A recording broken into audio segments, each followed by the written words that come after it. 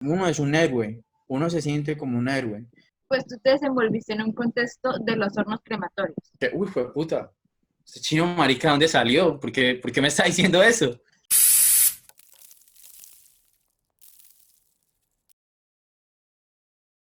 Y desde donde estás tú en este momento, yo quisiera saber cómo te definirías a ti. O sea, quiero que me comentes un poquito quién es Ismael Caicedo, que me comentes más a trasfondo por qué estás luchando, qué te da la esperanza de seguir adelante. Entonces yo creo que si me preguntas cuál es mi motivación, es esas cosas bonitas que me pasaron con Don Luis.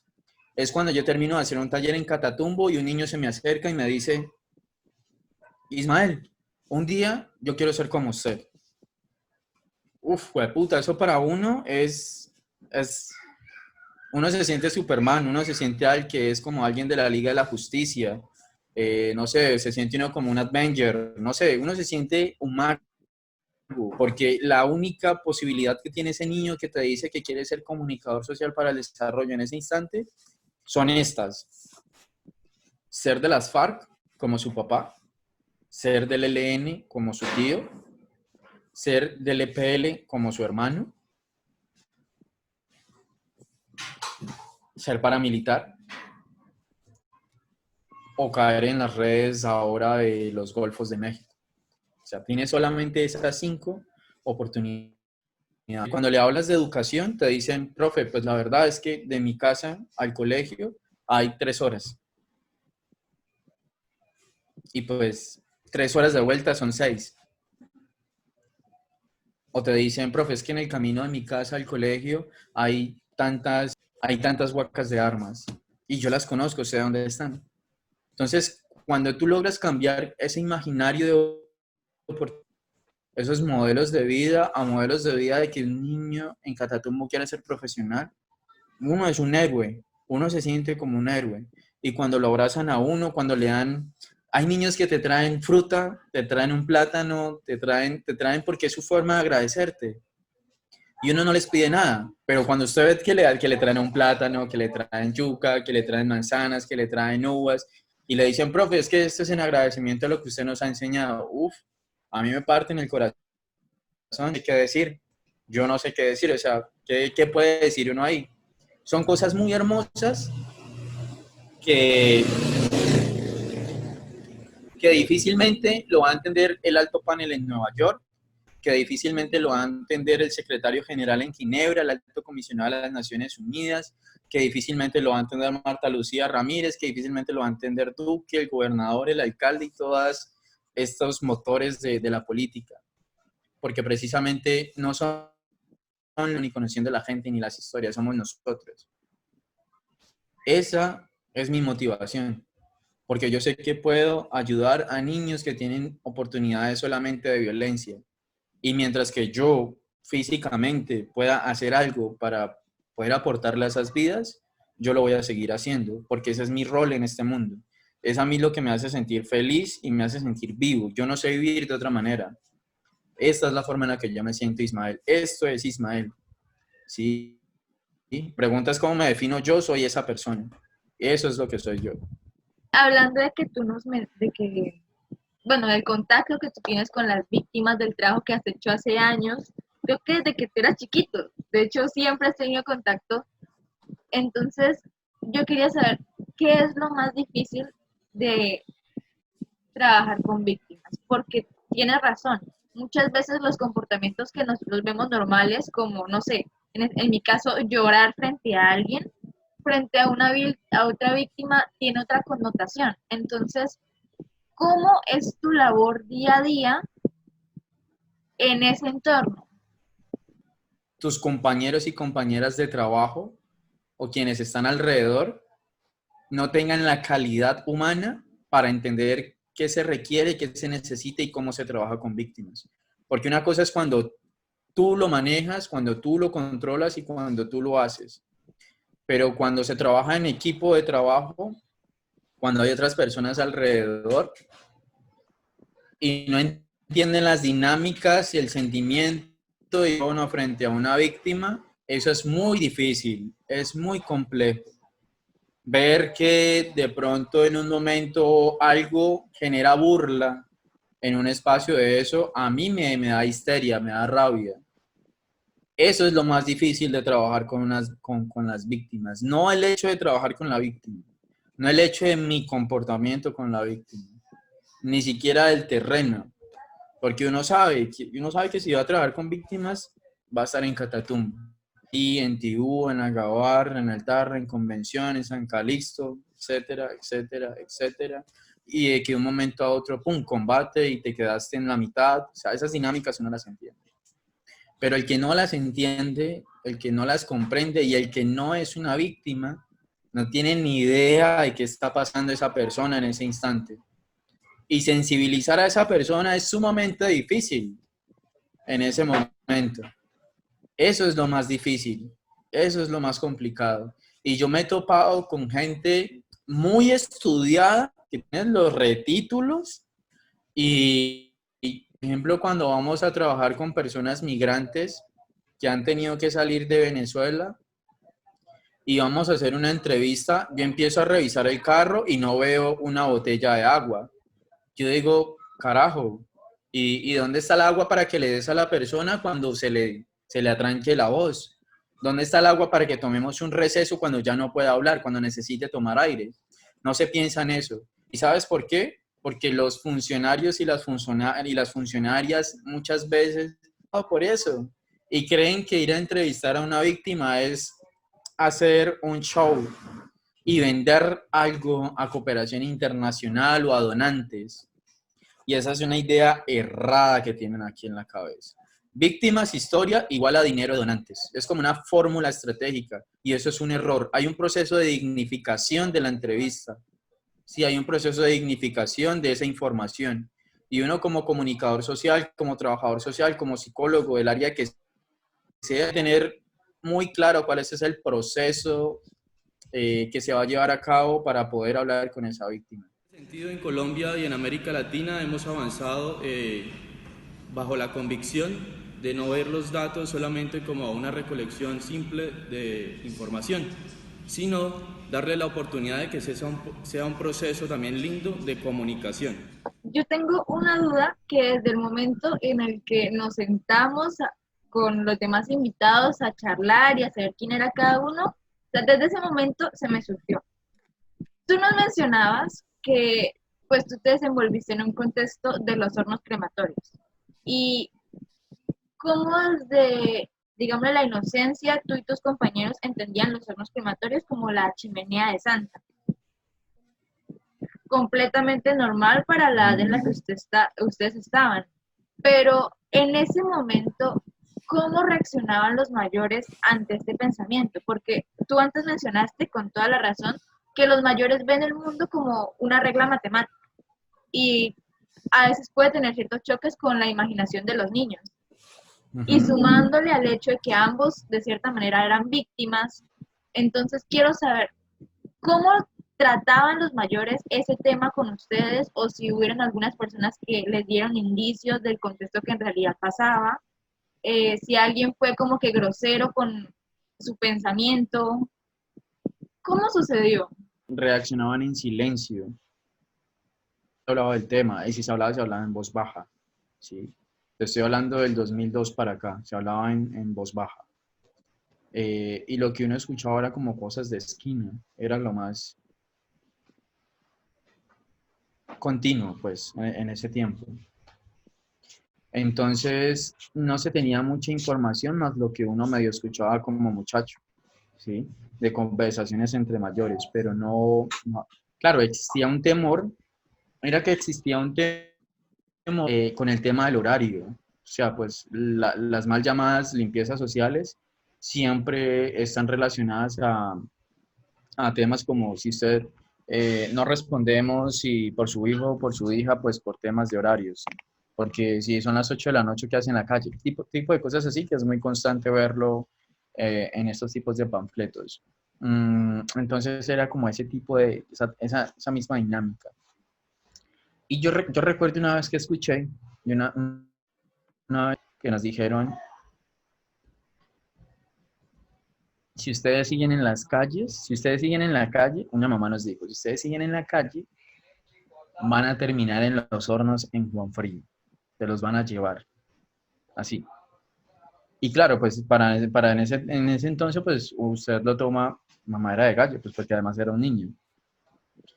Pero entonces, hace unos meses lo reflexionaba con Javier Osuna y con la profe Andrea Quiñones y decíamos, o sea, el hecho de los hornos crematorios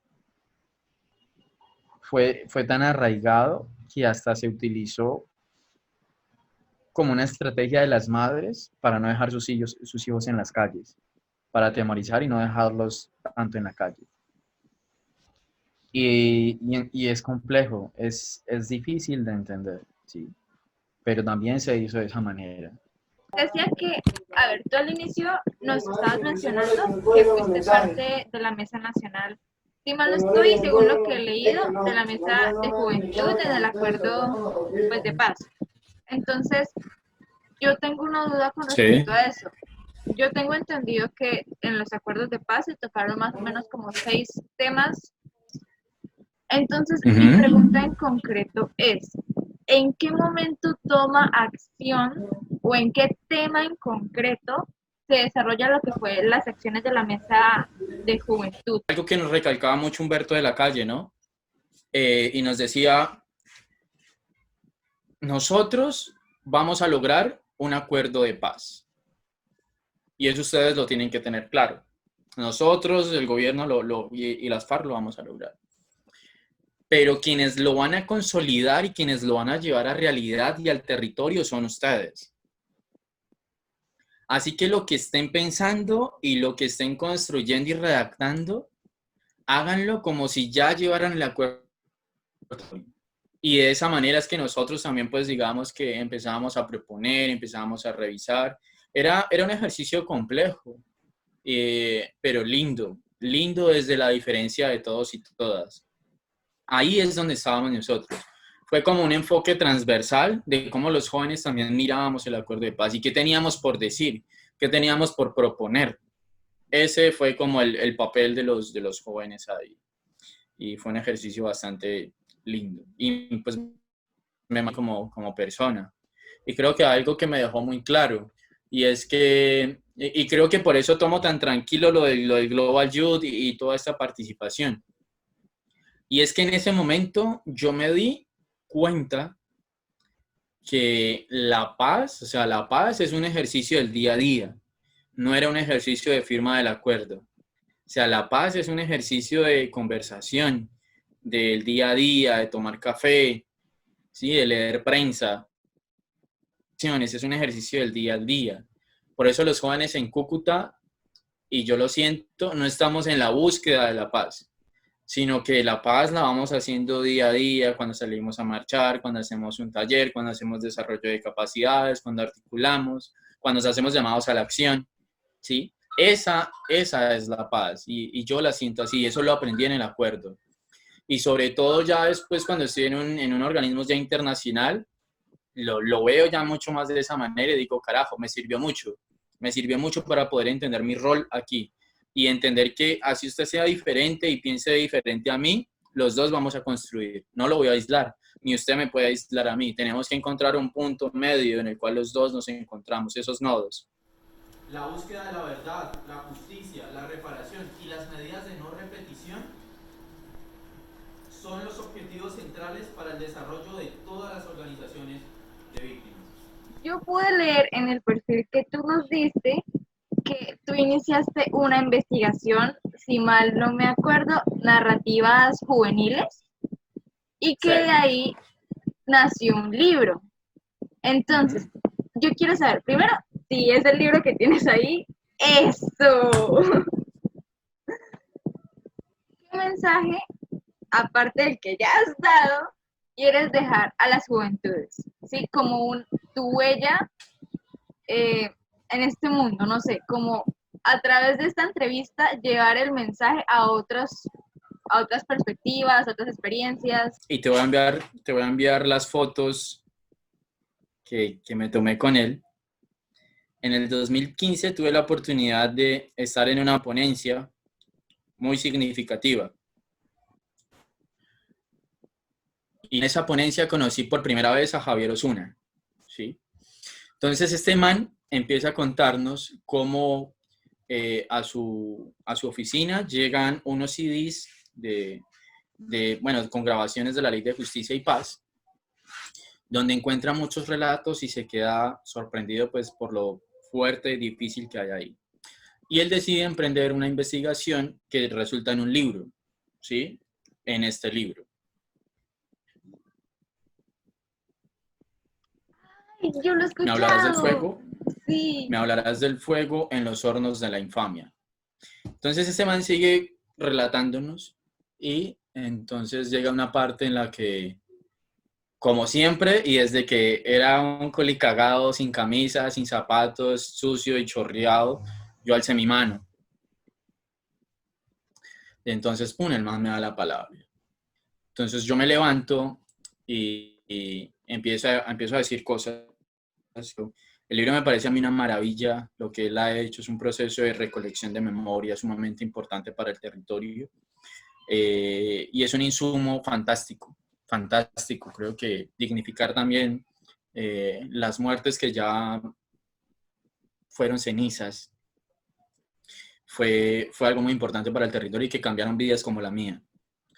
Y pues yo digo, mire, hay estas posturas, los jóvenes vivimos de esta manera aquí, yo me crié en este contexto, yo entiendo lo que usted dice y hablar de esto. Entonces el man queda como que, uy, fue puta, este chino marica, ¿dónde salió? ¿Por qué me está diciendo eso?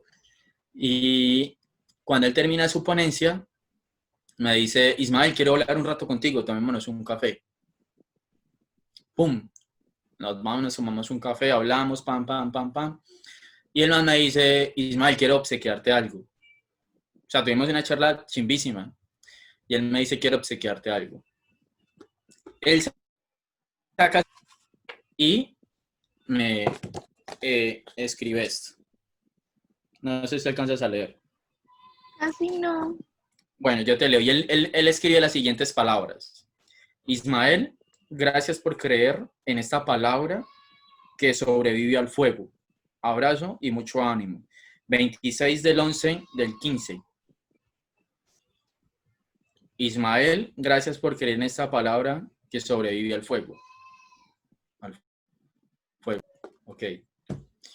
Luego de esta ponencia, yo me quedé con esa frase. Esta palabra que sobrevive al fuego. Esta palabra que sobrevive al fuego. ¡Pum!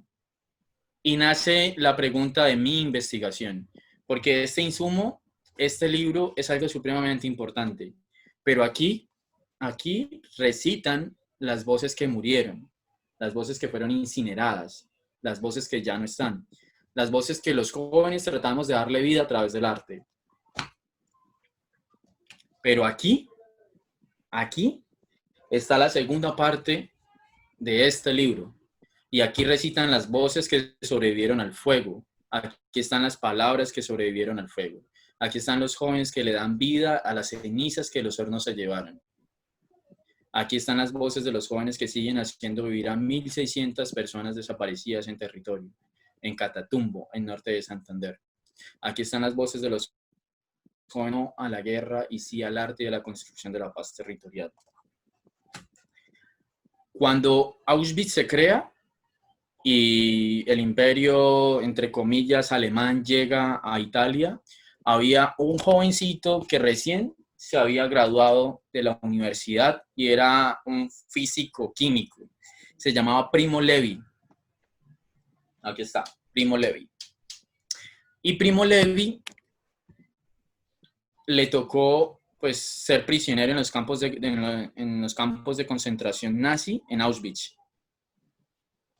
Era un físico químico brutal, pero pues su cuerpo no era de contextura para trabajo pesado, así que los nazis los metieron como a trabajar en los camerinos de ciencias, mientras que él veía cómo mataban y masacraban a su gente.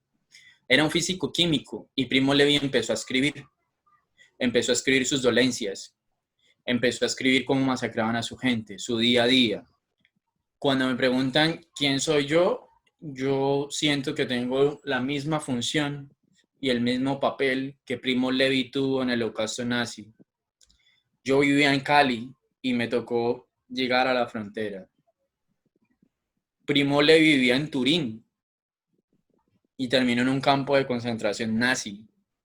Y esa necesidad y esa necedad de lo que resulta ser necio lo llevó a tener que escribir.